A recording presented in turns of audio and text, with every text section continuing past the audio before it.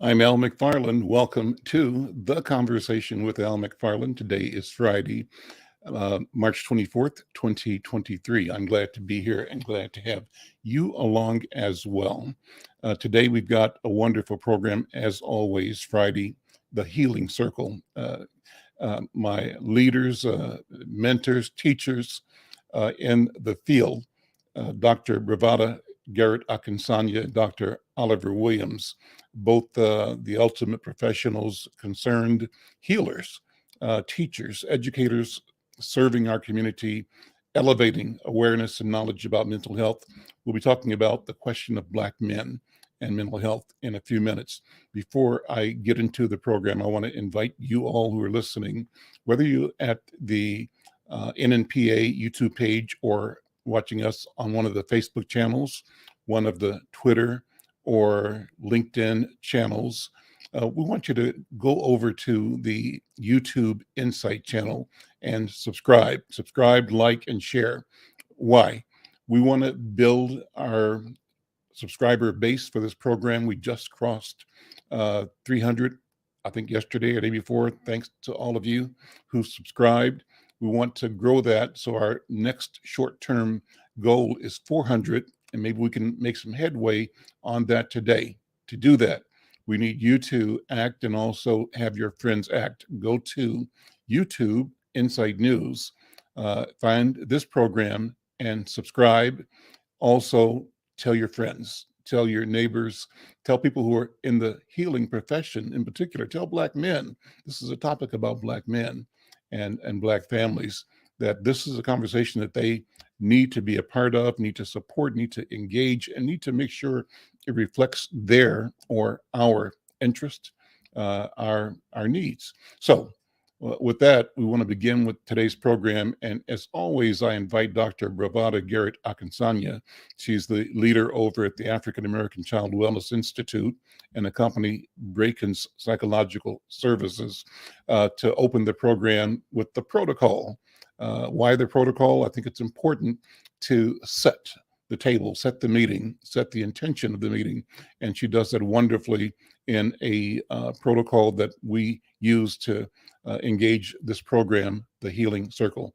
Dr. B, good afternoon. How you doing? And Dr. Oliver, how are you? Good to see you, brother. Good to see you too, bro. All right. So I'm handing the talking stick to you, Dr. B. You have to turn on your microphone. There we go. Now I said I'm taking it. So thank you very much. We do a protocol in our meeting, and it's very important that we do it because it does create centering. And one of the things that we are as African people is we are spiritual. And we understand that as we sit in these seats, that we are not alone and we're not the only one here. That in our history, there have been thousands, hundreds, millions of people who have died, prayed, and hoped for us to exist. So as we sit in circle. And the circle for African people is very critical because there is no beginning or end. In the circle, we all have space, we all have a sacred seat, and we all have equal access to the center, which is the power of the circle is in the center. We also honor ourselves in the land where we sit on, that was nurtured and cared for by mostly the Lakota people, indigenous brothers and sisters. And we recognize the idea of consubstantiation. That means that all living things are connected, that we're connected to each other in the land and the sky and the earth and everything, and the trees and everything on it. We mostly recognize that we are children of a creator. And through that, we recognize and honor our elders. And we honor them because they're closest to our ancestors. And we honor our ancestors because they are closest to the Creator. And from that point, we recognize that all of us have equal access to exist. And in this circle, we are orderly. And the orderly part of being African is the use of a talking stick. It goes across the circle, and one may ask for the stick, or they may give it up voluntarily to someone else that they feel needs to speak. So welcome to the circle of healing and this space where we share our vision and our beliefs. And in this circle, we always start with our Baba, Brother Al McFarlane. So I will pass the stick back, and thank you for giving me permission to speak. And thank you. I'll take it back. Thank you, Dr. B. I love this protocol. It reminds me, Doctor, of sort of getting the feeling of this when I visited Ghana the first time, or first 2 times. And every time I met with meetings, we were there to help promote the PANAFest, Pan-African Theater Festival, that was in 1999, I believe.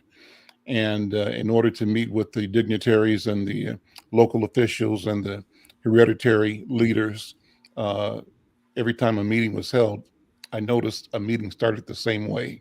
And the meeting started giving acknowledgement to the ancestors and acknowledging the leaders and elders in the room, seeking permission to speak, as you just described, and acknowledging the entire community as context.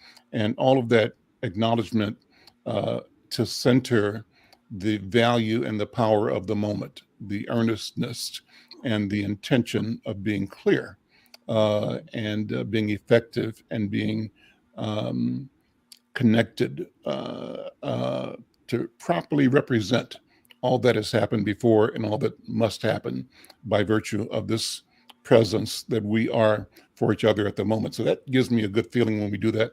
I hope that we can keep doing this in a way where in other meetings in the Black community in Twin Cities and around the country, we establish a protocol, a way to center a meeting so that we have everybody on the same page, everybody with the same intention. And that is the intention of clarity and of truthfulness. Well, today I mentioned that our program is on mental health in Black men. And we got an article, I think that was in Essence magazine. I believe that's where it came from. The article was written by Keith Reed, who's an Atlanta-based writer whose work has appeared in the Boston Globe and also on ESPN, the magazine, and Vibe. He's also been a commentator on CNN and CNBC and MSNBC. Well, the article is entitled, Heavy is the Head That Wears the Crown, Black Men and Mental Illness. And the subtitle says that untreated mental health disorders and unmanaged stress are still silent killers of Black men. See what we can do. See what we each can do to stop an epidemic and save our brothers. Well, I'm not going to read the article. I'll read maybe a couple of paragraphs, but I just want to open it up with the idea of a pathway for us to have this discussion. And my job, Doctor, is simply to be a good listener and to facilitate your analysis, your interpretation, and the instruction that you will provide over the course of this program. Well, Keith Reed wrote, this is an article actually from 2020. He said, beginning in 2001, Daryl D. Moore, then a 31-year-old teacher, went through a dark period filled with a series of events that unraveled his career and family. He was accused of assaulting a student, only to be cleared after he'd already lost his job. Under the weight of this tense situation, he suffered a nervous breakdown. I had to go to a mental health facility for 2 months, he said. There he was diagnosed with depression and put on medication that was supposed to stabilize his condition. Unemployed and with his marriage on the rocks, he left Atlanta, eventually settled in New Jersey to launch a career in the film industry and reset his personal life. But unfortunately, it wasn't long before tragedy struck again. Recently separated and trying to make his way in the new city, he learned of the assault of a loved one, and his mental health collapsed under the stress. He had another breakdown. The story goes on, and I'll just refer to it off and on over the course. But let me pass the talking stick to Dr. Oliver Williams. How do we, what is mental illness? What is mental health for our people? And in particular, how do we as men both understand our need and get the help we need to be healed, to not be mentally ill, to not be ill.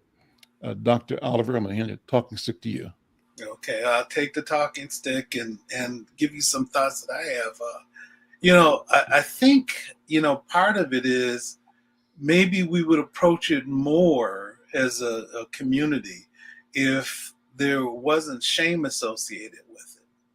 Some people are discouraged to go to seek mental health counseling because they think that if you do that, then somebody's calling you crazy. Or I think there's a tendency sometimes to go voluntarily, but oftentimes encouraging people to go involuntarily, where they don't have the free will to make a choice about what they do. And so I think the other thing is that what we have to do is to be in touch with our emotional side. When I've done counseling with men, one of the things that I've noticed is that you'll ask them how they feel, and then they'll tell you what they think. There's a difference between thinking and feeling. When you're talking about what you think, you're intellectualizing a lot of things. And to be able to tell you how you feel, those are the emotional states. And sometimes we, as men, we feel more comfortable with frustration or anger, but we may not expand upon our various emotional states, which is hurt, includes disappointment, includes sadness, includes, as we talk about depression, elements associated with that. So I've seen men change when they realize that they weren't frustrated or angry, which are things that men are allowed to experience and think that they're supposed to express. But when they found out that they were sad or hurt or had other emotions. So the thing is that we've got to be in touch with what our emotional states are, find a way to be able to be in touch with our emotional states. And we have to have environments that encourage us to seek help. So I think oftentimes we feel as though we're supposed to be the isolated warrior and go through these experiences by ourselves without some support. And I think that we have to find ways to be able to be engaged with it and then know the proper places to go. There are pastors that I know that have ministries that focus on mental health. I think if people were part of the show a few months ago, we had Bishop Young and Reverend Young, and they have a suicide ministry that they promote that happens every other year in Memphis, Tennessee. Or Bishop Mitchell in Cleveland, Mississippi, and Greenville, Mississippi, has a domestic violence ministry.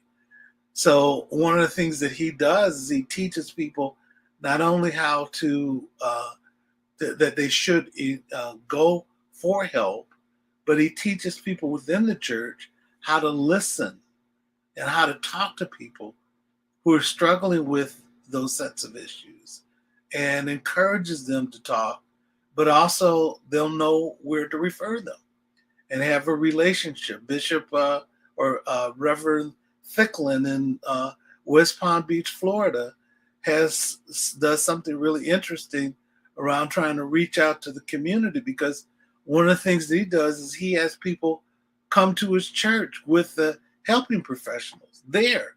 So they talk directly to them. And it's not something that's foreign. It's something where people know exactly who the helpers are and where they should go. So destigmatizing, helping is something that's important, knowing where to go. And a study that I did several years ago for an organization called Futures Without Violence, what we would do is we would recommend it that You go to somebody not when they're agitated necessarily, but before they're agitated. And then you go to them and say, look, I care about you. I don't want to see you handling your business the way that you're handling it. It's not something that's healthy. And then what you do is you put them in your car and you take them to a place where they get out.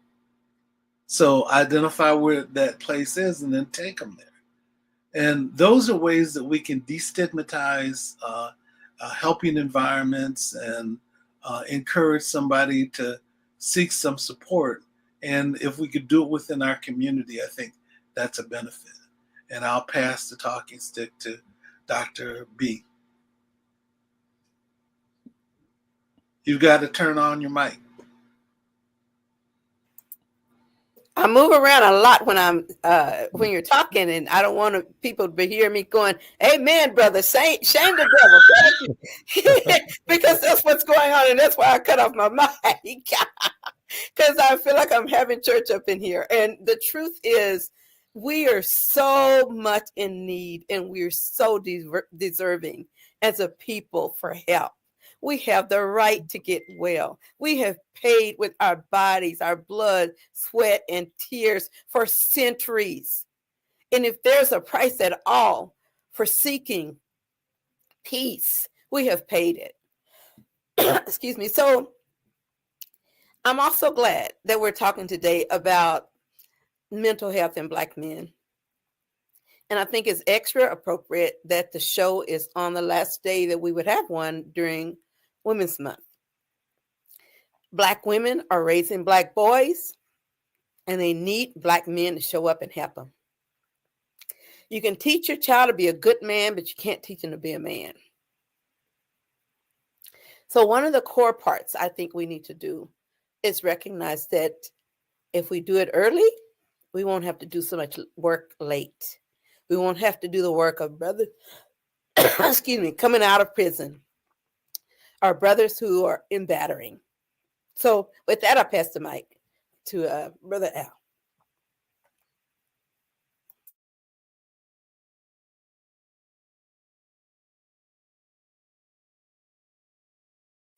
You're muted too, Brother Al.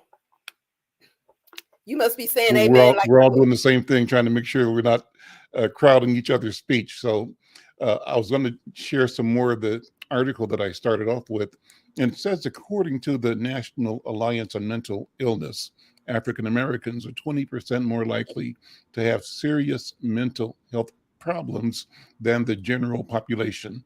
And the pattern is more troubling for Black men because the factors that cause or exacerbate mental illness are often found in higher numbers among males in our community than they are in the general population. For example, Black men are more likely to have extended periods of unemployment than white men or women. According to the Department of Labor and Long-Time Joblessness can be a precursor to depression. Also, exposure to violence, drug use, and other stressors lead to higher rates of post-traumatic stress disorder.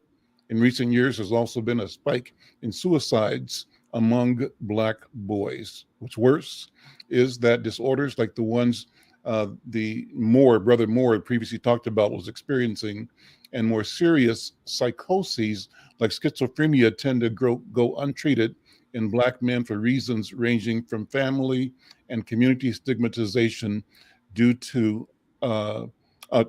lack of adequate insurance. I'm going to pass the talking stick back to Dr. Oliver. That's exactly what you said. Number one, stigmatization. How do we deal with that? And the consequence of not acting means that we increase in an outsized way our experience of mental illness in and among Black men. Dr. Oliver? Yeah, I think it's absolutely true that I think we encourage, and sometimes people feel uncomfortable because the way that mental health is perceived, and particularly when you're forced to go and it's involuntarily. And so you want to encourage people's willingness to participate. And if what one can do is to engage with somebody and have it happen in an environment where they're more likely to trust it, and that it's not seen as a weakness, it's seen as a strength. It can encourage people to participate a little bit more. Let me jump back in on that point that you're making, just to bring some rhythm to what you're saying too. This article quotes a Dr. David Marion, PhD, who has a Jackson, Mississippi practice that conducts individual, family, and group counseling for people as young as age 3. And he says Black men are slow to get evaluated for mental health issues. He said another factor that keeps Black men out of counseling is that many are reluctant or unable to visit a primary care physician, who is often the first medical professional to identify signs of depression and illnesses. And he goes on to say it goes against what we have in our minds of how we are meant to be. Strong Black men should be able to handle anything and everything in their lives. We've been socialized to believe we should be able to work through any problems that happen in our lives or marriage. If we cannot, that is a signal that we are weak. That's what Dr. Maria says. So, Dr. Williams, handing talking stick back to you. Yeah, well, I think all those things are elements that influence it, and I think people don't want to feel as though that they are weak, or that they're being stigmatized for going to seek help, because a lot of times the things that influence stigmatization are things that include needing to ask for help. I think oftentimes what we do is we handle these circumstances, even microaggressions that happen to us on a regular basis. We handle them in silence, and we handle them, by ourselves. And then I think we have a perspective that you don't turn to somebody else to fix a problem that you have. Mm-hmm. But sometimes the issue is that there may be other places that can assist you in the process of doing that. And we have to be able to turn to those places and those circumstances that can assist you. And one of the things that I believe is, if you have faith communities, not the only place. I think community centers can be a good place, but churches sometimes have ministries that focus on mental health. But the people that provide those supports are trained. They're not people that it comes off the top of their head and they have no knowledge or expertise. One of the things that I believe is not everybody knows everything. So don't go to some place where there's somebody who hasn't been trained on to assist you. Go to places where one of the things that I appreciate about the faith communities that I know about is that they make an effort to be trained on the topics that they want to try to support you with. And then they make it known within those environments that you can go to them to be able to seek support and help and conversations. One of the churches, Sonia, my wife, and I used to go to, they would have people who were listeners in the church who, if you had an issue, they would have a group session and you could go to those professionals and they would listen to you. But the other thing that they could do is direct you to the right places to go. Mm-hmm. And as I mentioned, Reverend Thicklin in West Palm Beach, Florida, would bring helpers to his church.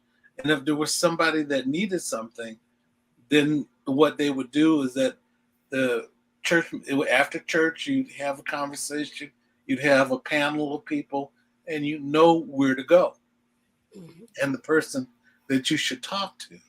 And I think having approaches like that is another way to destigmatize the process, but encourage people to go to supports that exist.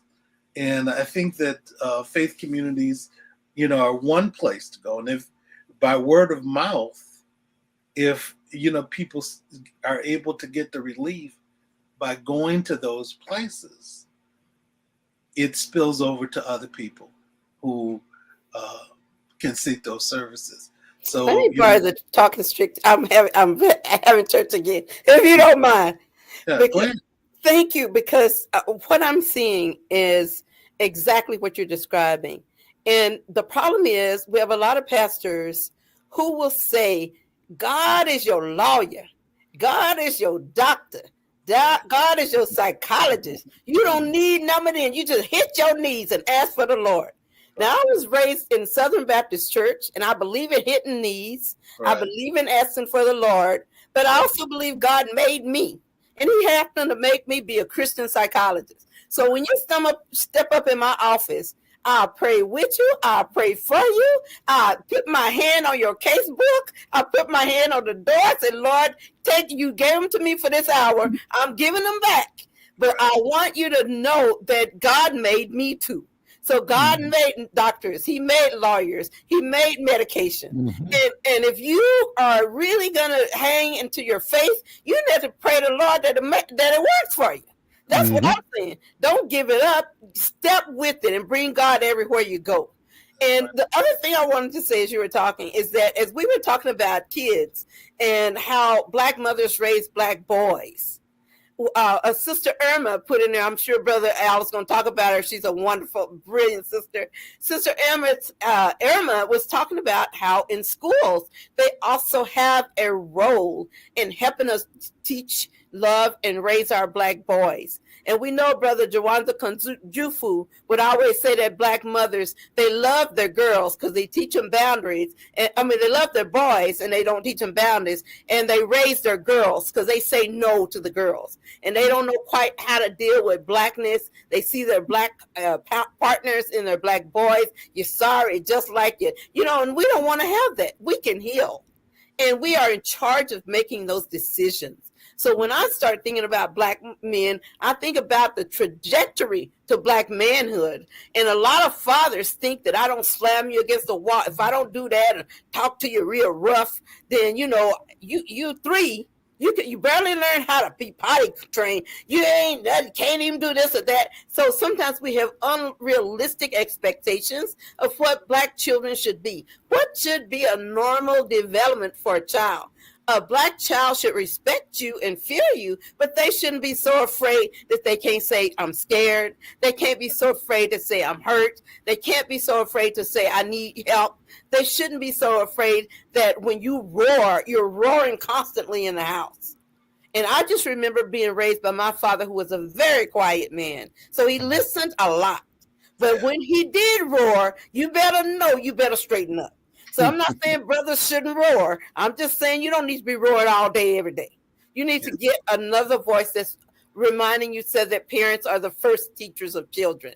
And we teach them and we model them how to show affect. Because my dad would cry with us watching a movie, and then he might hold up a radiator in a car with one hand. So I can tell you from lived experience that it's impossible for men to raise children without the women in their lives. And it's impossible for women to raise children without men in their lives. You may not be the man, but some man's going to pick them up.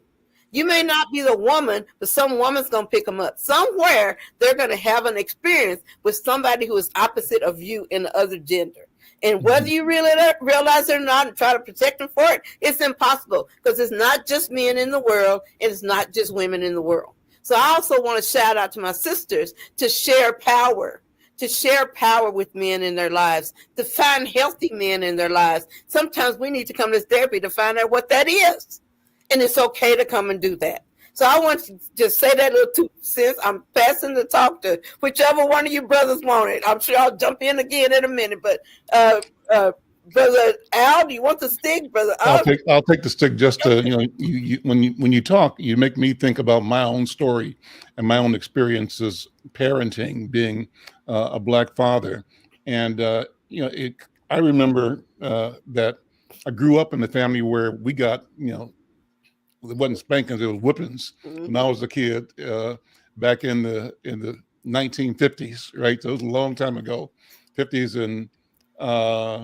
And I think as I grew up, I thought I got more whippings than I actually did. And over time, I realized that I was kind of exaggerating, but it felt like a whole bunch as it was happening, right? looking back, it wasn't that much, but maybe any whipping was not a good idea, because what I came to realize as I became a parent, I remember talking to, I don't know if you guys knew Council Member Bill Wilson and his wife, Willie Mae Wilson. She was the head of the St. Paul Urban League, and they were just good friends. And once I was talking to her, and she had been a person that had watched me and Bobby get married and raise our families. And I'm not sure how it happened, but we had a conversation one time about discipline and children, So I said, well, of course I spank my kids if they do wrong or don't do what's right. Now, the reasoning for that is that I think I'm preparing them to act quickly without questioning my authority in a situation that may arise that requires immediate reflexive action, not thinking, weighing, because the thinking and weighing can mean loss of life or danger. That was my mindset. Mm-hmm. And I shared that with Mrs. Wilson. And she said, well, you should really just get very good at talking to your children, because what you're teaching them at the same time is violence. And you don't want to bring them up in an environment of violence. I've never whipped my kids. And I encourage other Black men and women to get out of this whipping the kid as a way to raise a kid. We're misinformed about violence as a strategy, right? And so I remember that sometime after that, I was, by this time, my oldest child was maybe 12, 13, but tall, and as tall as me. And whatever happened, I said, put your hand up, like I was going to spank her hand, like with a ruler. But I'm looking up at her. I said, something about this doesn't make sense. Mm-hmm. What am I doing this for? And it's me being reflexive, not her, because it was actually dumb for me, a grown man, looking up at a 13-year-old who's taller than me at that time, right? And trying to spank her hand for something she said or did. And so I stopped then. And then and after that, doctor, in a public meeting, I had to apologize to myself and to her and to the community for being uninformed, unaware, and for not being taught and receiving or learning that there was another path. So your comments brought me to just say that. It reminded me of that. I'm not sure how it bears in this conversation, but it must, Well, can I say something? I'll hand it back to you, Dr. Williams. You can interpret it. Yeah, one of the things that I appreciate about what you just said is for you to be able to say that shows a level of vulnerability, but also a level of strength. Mm-hmm. There's a colleague that I have that's on the East Coast, and she did this study with this brother who was at Harvard, and went into the Black community and asked questions about spanking. So everybody sort of knows the history of slavery and, has an influence, has a perspective about how that history influenced our predisposition to spank our children. Sometimes people spank out of anger and not out of, because they don't know any other way to be able to deal with it. So sometimes instead of being able to make other choices, they spank because they're angry or that's what they think they're supposed to do. Mm-hmm. The thing that was interesting with my friend Joyce, who was a nurse, interestingly enough, is she said that she never got spanked. Then 50% of the people who were there said that they never got spanked. Mm-hmm. And this is a room full of Black people. Mm-hmm. And so to assume that that was the perspective of most people and to shift it was an important thing. But Al, if you hadn't said that, a lot of other people would have felt justified in doing that. Mm-hmm. I saw Brother Rab, who's listening to the program, who said that we're a source of power. We are a source of power. And the other thing that I think about too, our fatherhood programs. I have a friend on the East Coast named Joe Jones, who has a Center for Workforce Development, but he teaches men how to be fathers to their children. Mm-hmm. And there's 3 types of fathers' rights. I'm not a big fan of fathers' rights groups. There's father involvement programs and responsible father programs. And what Joe does is he habilitates people to become, he's been known by every president since Bill Clinton. I don't know about Donald Trump. I don't think he was working with Donald Trump, but he's been working with other, from George Bush to Bill Clinton to Al Gore. Actually, that's where I met him, was at Al Gore's fatherhood conferences, and certainly Obama. I saw him at something that they were holding in D.C. With Obama. And habilitating men to become good fathers to their children and become responsible fathers to their children. And those are things that I think are so important to teach them the right way to be able to deal with their children in a loving way and to be supportive of their children. And that phrase, if the only tool that you have is a hammer, everything looks like a nail. You know, that's what I think about with regard to people who spank their children. And they spank the children because the only tool that they have is a hammer. My mom spanked me. But the reality was that's not the only thing she did. Mm-hmm. You know, she also talked to me about when I got a spanking. Mm-hmm. She also showed me love and showed alternatives to spanking. And I have this 32-year-old son who I think he got spanked maybe once. And it's because he used to run off.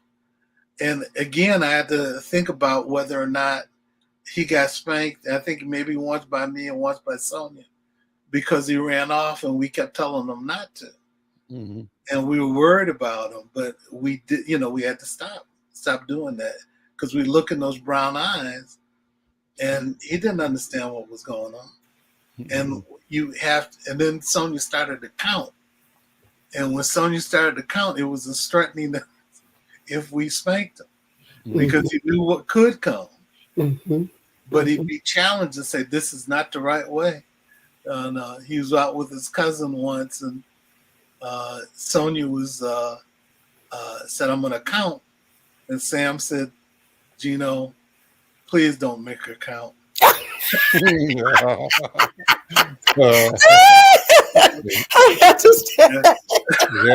In fact, I see our brother Mike V in the chat on the comment saying he was very much introduced to the orange and brown extension cords back in the 80s. Yeah, so everybody know about the extension cords, right? Yep. Yep.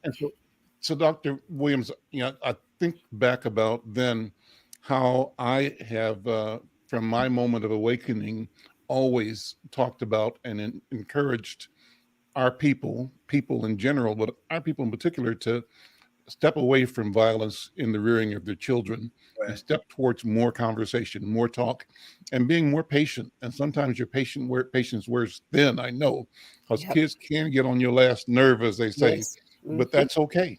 That's part of the growth process. So right. I, with my grandkids, ask my daughters and sons to, to disavow, to do not, please do not, under any circumstance, use violence on these children. Use more love, more listening, more time, more patience, more paying attention, more being with them, and not the shorthand of violence. Violence is, in that case, a shorthand. It means you want an instant result. And that's kind of what I said in the first place, but it's a shorthand that's inappropriate. And what's required is attention, focus, and love-driven belief in the development and the elevation of that child's sense of being. And so that's what I think right now, anyway. So can I jump in a little bit? Or are you going to quote Brother somebody? Davis says he's willing to give a talk on Reach, Change, and Grow. And so we'll get Brother David on, because David was a regular when we were doing our program with the veterans. And we want to get Brother David back. Thank you, Brother David. We'll do that.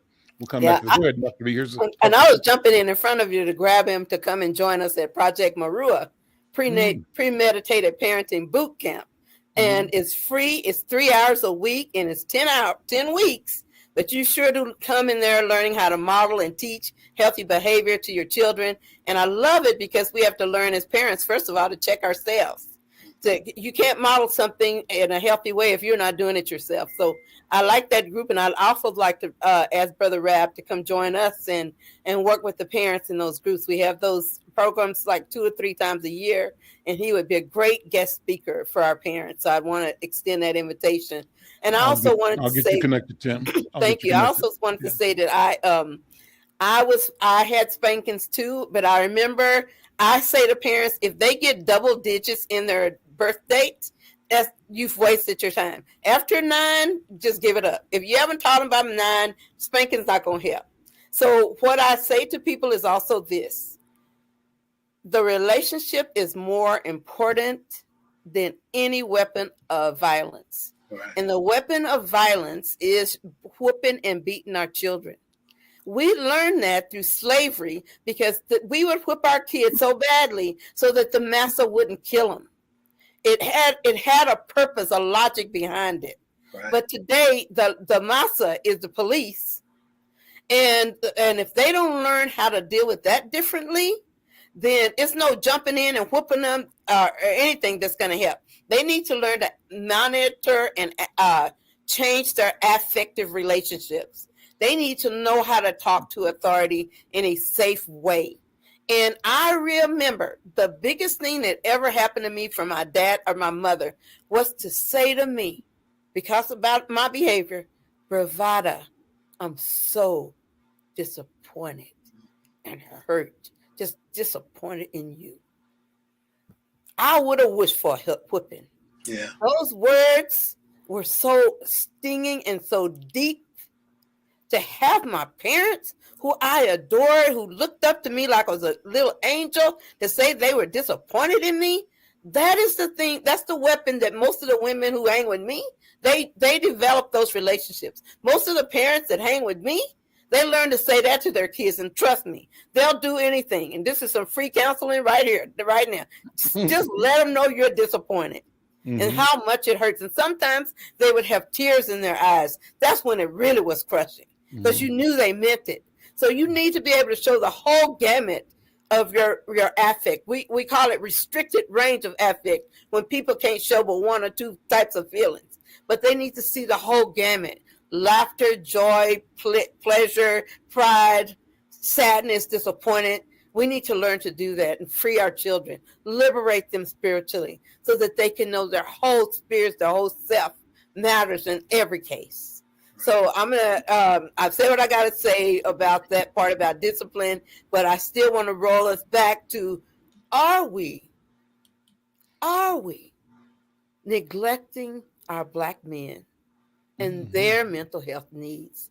I think we've noticed and started talking about them today. Some of those needs are knowing how they were raised, what was healthy and unhealthy, what they need to throw away, what they need to keep. And I think that we see that in programs like mine, where they come from Marua, or when they come for therapy or counseling. They learn it's okay to have the full gamut of emotions. And they learn it's okay to use your head, and it informs your heart. And your heart informs what you do with your hands. So if you think it, you'll feel it. If you feel it, you'll do something about it. But if you think people are disrespecting you, you'll feel disrespected and angry. And that angry is always the second emotion. There's an emotion before that says, I'm ashamed. And that all means I'm secretly hiding all my emotions. That's what the acronym is for shame. Secretly hiding all my emotions. But I want to liberate our brothers in the space to take that secret out and know that you're entitled to it as a human being. And nobody has a right to take that from you. Well, I noticed Mike V's comment about the fact that there are things that he was exposed to that kept him out of prison. The thing of it is the fact that when you work with people who are in prison, defining what it means to stand up to someone and to be strong and not to be weak, people have to shift those definitions. That's right. So brothers that I've worked with that have been coming out, there's Brother Purnell. We may need to get him on the show, who went to prison for attempted murder. He was in a gang, and his friend got killed. And one of the things that Purnell had to do was to get into a space where he could revisit how he thought, because everybody in his household, his brothers were pimps and gang members. He wanted to be like his brothers. He would see his mother being abused on a regular basis. So he had to get to a place, and the person that was able to connect with Purnell was a guy that had what they called in Oregon the African program, that talked about the pain that he inflicted on his community as a consequence of not knowing how to calibrate and to think about what he was trying to do. He said, so Purnell was at a point where he had to challenge the way that he was looking at the world. It was interesting that the man that ended up killing his friend, his fellow gang member, was he ended up seeing that child of that man that did the killing in his group and working with him. He says, because they're all our children. And if you want to be able to stop the continued behavior, you've got to find some way to be able to do it. So Purnell got out of prison, and his wife Ashley got out of prison, and they start going back into prison, working with kids and working with men and women behind bars and helping to transform their lives as well. I don't know whether you all remember Warren, that was in the Twin Cities, who had also been involved in prison, and he passed away a few years ago, but he tell his stories about, what influenced him thinking about behaving differently. And he said it was an older man that took the time to confront him and tell him that his life he could live his life better than what he was doing. And he said that when he said it to him, like you did, Al, when you were making the comment that you were making about, a proper way to be able to connect with your children. Mm-hmm. He said that he ended up taking the dope that he had and flushing it down the toilet and gave it up. Mm-hmm. And so, you hit a person, you rephrase that, you connect with a person when they're at their transitional moments. And sometimes, and what I've heard regularly is it connects with people to get them to reframe how they live in the world and how they feel. Mm-hmm. And that's why going to a place that's a helping environment can be a very good thing. Mm-hmm. And that's what mental health can do for you. I've heard it in the United States, but I've heard it in South Africa too. Yeah. When people have conversations with one another and find the support and the environments, they can help them get to another space.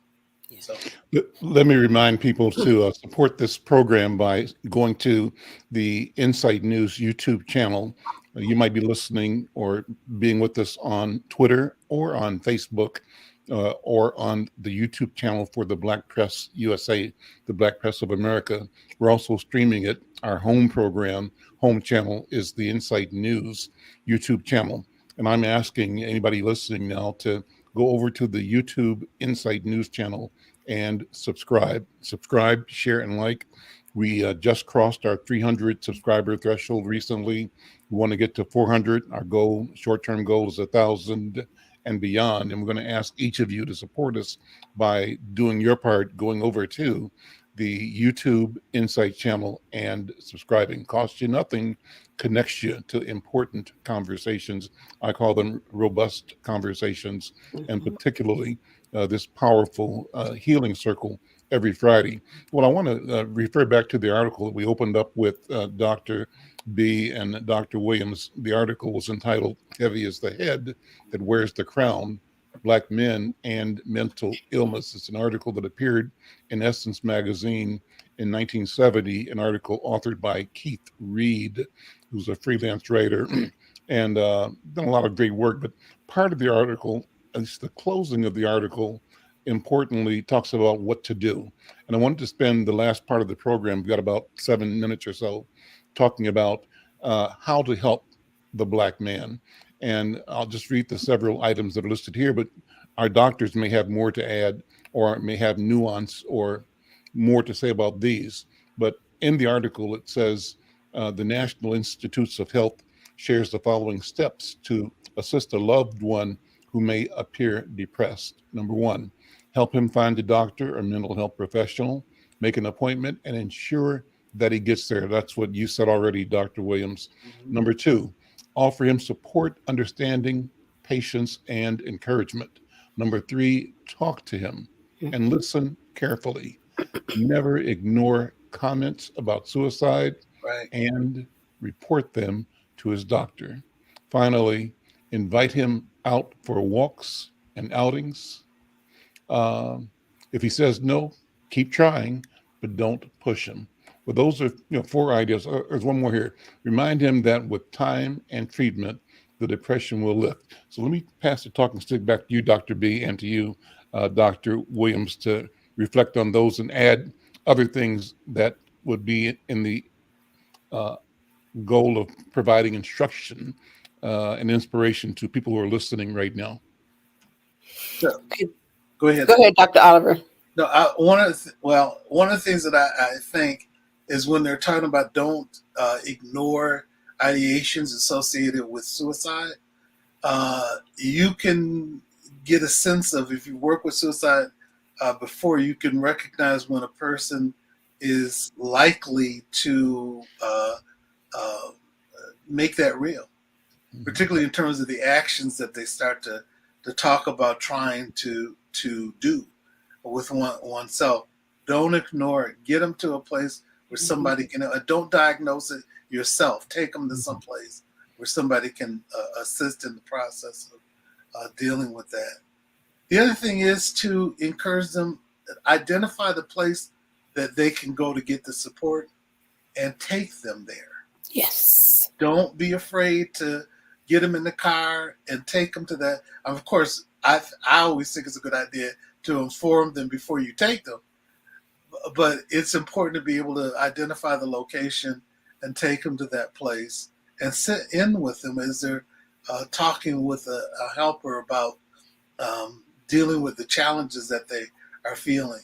Sometimes people have physical ailments that are actually emotional challenges for them. So we talked about this before in terms of dealing with somatic complaints that deal with emotional problems. So things that are bothering them physically may have an emotional connection with it.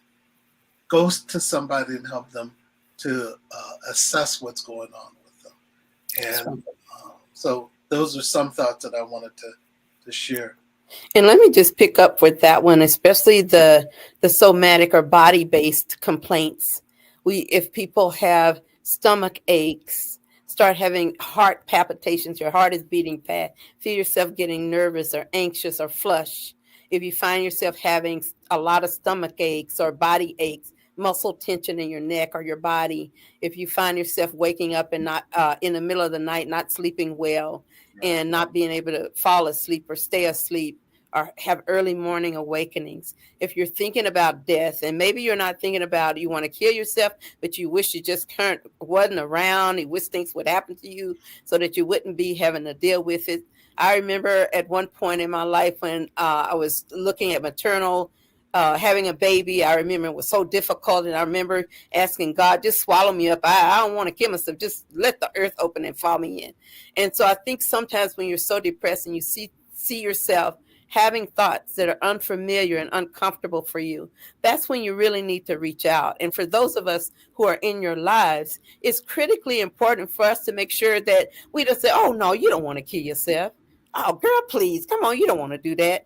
And unless you can find a solution, you need to listen and say, I understand it's hard now.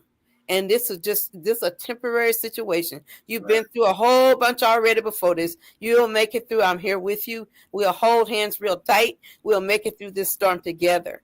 Those are kind of things you can say, and you can get them to go to a helper or a listener.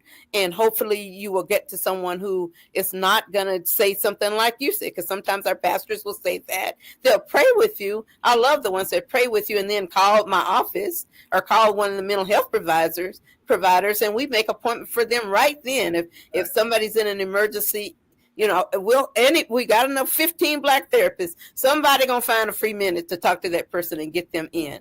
So I want to say that, and I also want to say that part of the job of being healers in the community is that it doesn't always take place in our offices. So I like to invite people who do hair. I like to invite people who see you coming at the liquor store every day, waiting there before they even get the key in the door, coming in 4 or 5 times. I like to invite people who see the pain in your face and you know someone is hurting. So that's why it's important for us to do things like put brochures out all over town, Cub Foods, wherever we go. We can leave ways for people to fight for their lives, because the world is hard. And if you're already just up to here with it, it's not going to work so well for you without somebody else. And what I was saying in Mike V's comment earlier, he talked about that extension card keeping him out of jail. But he also, this is the part I wanted to talk, he also talked about his mama saying, either you're working or you're going to school, but you ain't staying around here doing nothing. So the point is, you have value, you have potential, you don't get stuck. And I thought that was very powerful, because that messaging is the key. That's the lifeline, because people have things we call, it's 2 o'clock, I need to show. People have things in their heart that carries your words. They hear your voice when you are not there. You dropping the mic. That's it. We're out of time, but we just getting started. Listen, thank you so much. Thank you, Dr. Williams. Thank you, Mike V and Brother David, all of our listeners and viewers. I'm Al McFarlane. This is The Conversation. Go to YouTube and subscribe to the Insight News channel and stay with us, help us grow. We'll see you next time. Take care.